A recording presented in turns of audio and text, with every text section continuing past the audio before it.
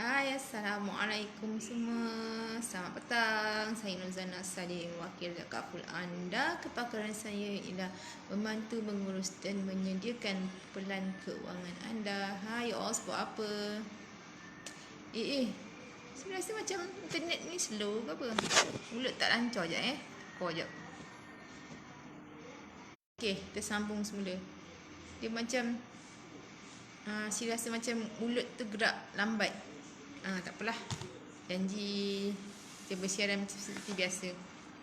Okey, petang ni seperti mana sis punya tajuk, anda tanya sis bantu jawabkan.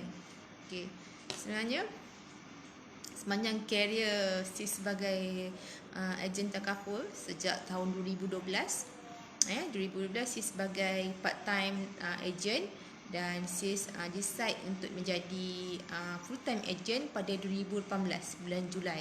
Mana sis resign kerja hakiki sis sebagai penjawat awam, dan kemudian sis decided nak jadi full time untuk ejen takaful.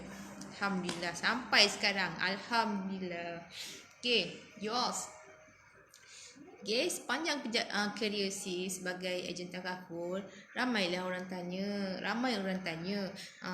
macam-macam. Jadi tapi soalan tu ramai sangat yang tanya, dan kat sini sis nak jawab. Okay, first kalau tanya pasal hibah. Okay, kalau biasanya kita hibah ni ketua keluarga.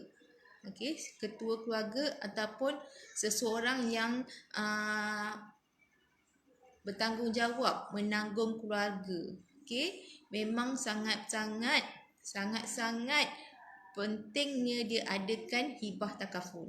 Okey, pentingnya dia mesti ada hibah takaful. Jadi kadang dia dah tanggung keluarga, lepas tu nak adakan hibah takaful, mungkin komitmen dia, mungkin kewangan dia agak terhad lah nak adakan hibah takaful. Tapi pasangan kata risau pula, kita tengok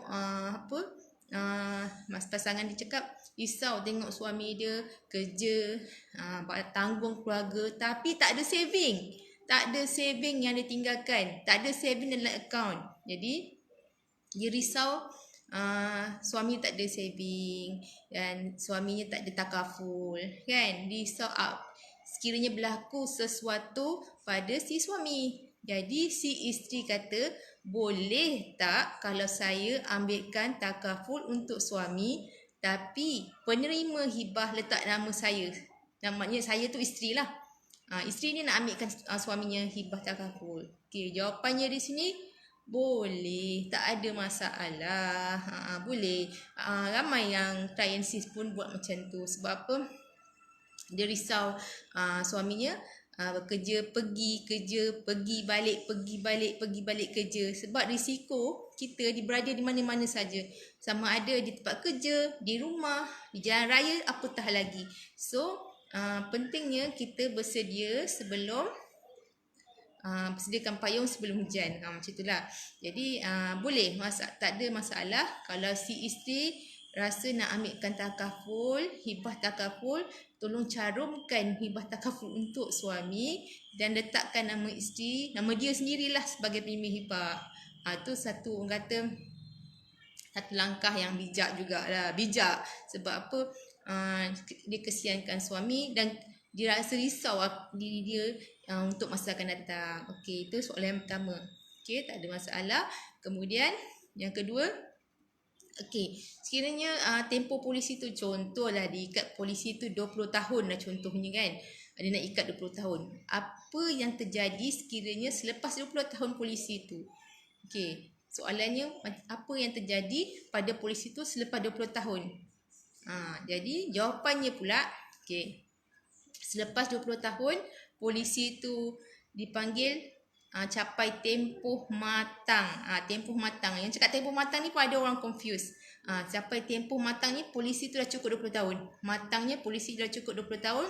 Di makna polisi tu telah tamat Okey, dan pelindungan takaful untuk peserta itu pun juga sudah tamat. Sekiranya polisi itu ada cash value, okey, cash value mana-mana ada yang dalam polisi itu akan dimasukkan terus ke dalam akaun peserta. Okey, jelas tak?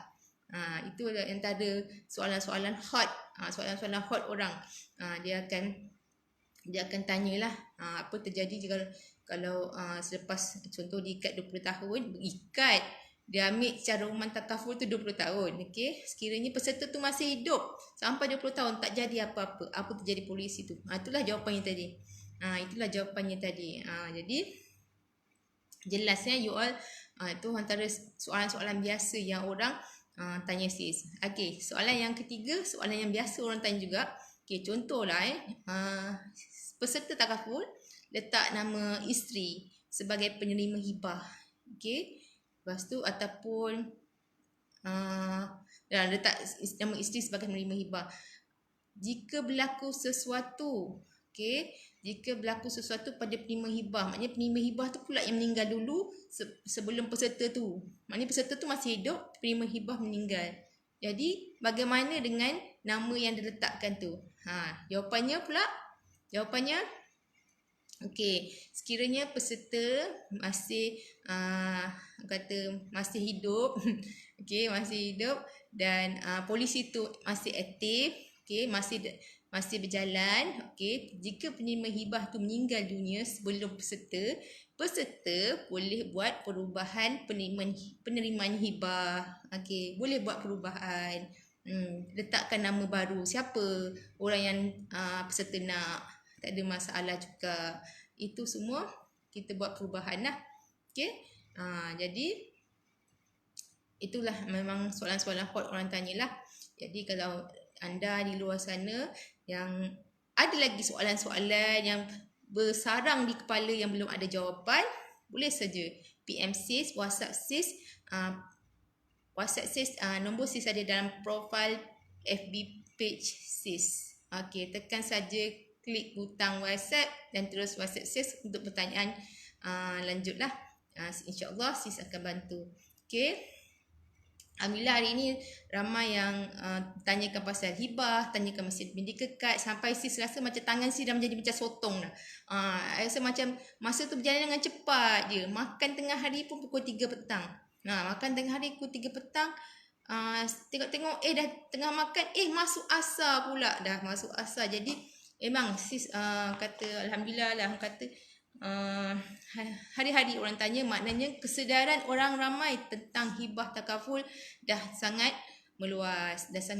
Jadi kata Alhamdulillah lah. Alhamdulillah kita para ejen dah tak perlu orang kata nak terangkan lagi, sebab nak terangkan juga tapi penerimaan orang tentang hibah, cakap je hibah semua orang tahu dah.